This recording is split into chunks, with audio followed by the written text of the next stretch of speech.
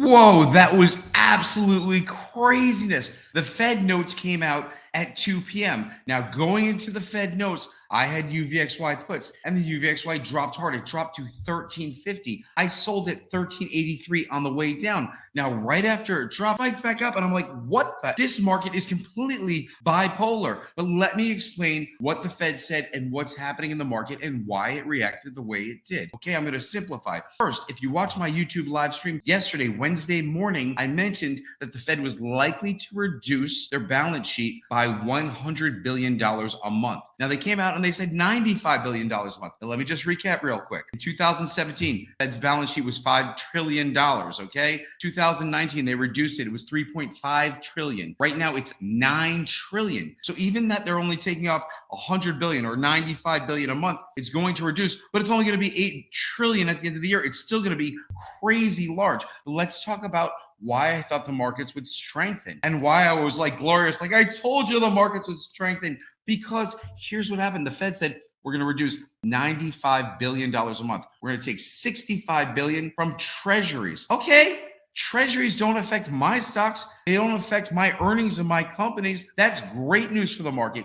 And then we're going to take $35 billion of bonds. I'm like, that's a little pressure on the market. It should push it down just, slight bit. But overall, that's good news. Then they said 50 basis point raise. Okay, I've been saying 50 basis points for the last 2 months. So I had that factored in. And then they said it's likely they'll reevaluate in a couple of months. It could be another 50 basis points. We've already heard the Fed chair presidents saying 100 basis points by July. Okay, so that's inevitable. We've seen that. If you watched my YouTube Wednesday morning, I also said the 10-year would likely consolidate to maybe 255. The most it would go is to 275. But if it goes there, it's going to come back down, which is decent for stocks. Although some people say we might be entering recession soon, the stocks are going to continue to run. I drop information about stocks all day. So let me tell you about my positions today. Why not share? Okay. And then we'll get into the market and what to expect for Thursday. But first, I'm in Netflix. I mentioned it this morning on the pre-market video. And I was like, I'll look for it to go down. And it went down to 367 and I bought in. And then I bought more at 363.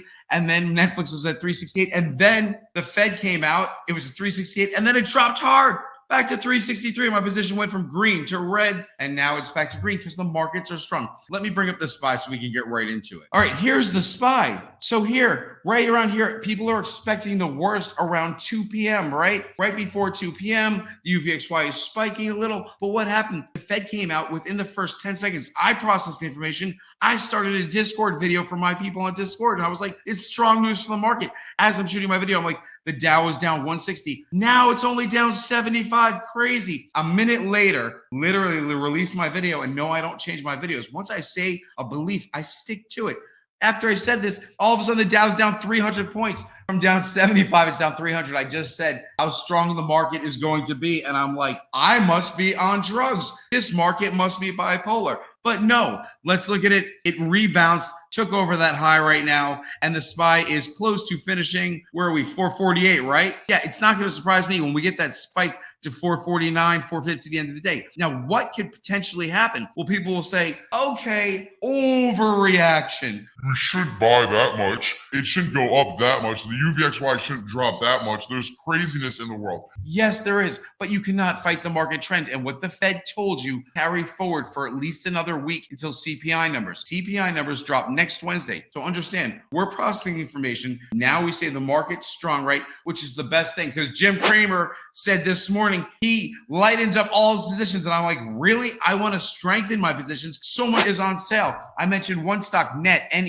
I was looking for $105. It was $129 the other day. It went to $107 this morning. I couldn't buy it. I just couldn't. I was like, 105 is the number. 105 is the number. So the market finishes strong like it is. And let's bring the SPY back up. Let's just see where it is. So 448. Let's just say it's going to close right around 448, 447. Actually, it'll probably close right between 447 and 448. Okay, but let's widen this out. So what to expect, because they're still selling the SPY. Volume's pretty good. Let's assume we have an inflow day tomorrow. If there is an inflow day tomorrow, expect the SPY to go to 453.87. Two ways to look at it tomorrow. You could say, oh, this bounce today was BS. If you're one of those people that likes UVXY calls and you're a bear in this market, I'm going to help you. I'm a bull right now. I haven't change my horns, but I do think the rebound that we saw today will carry forth until Thursday.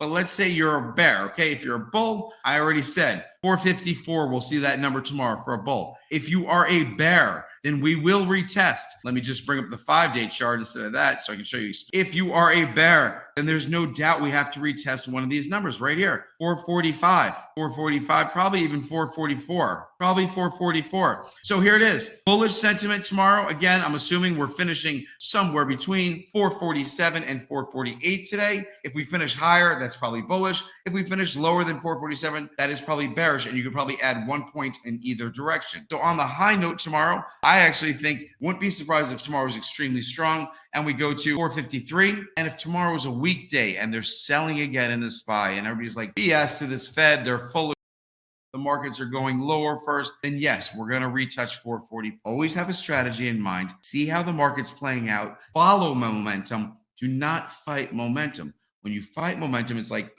catching a falling knife.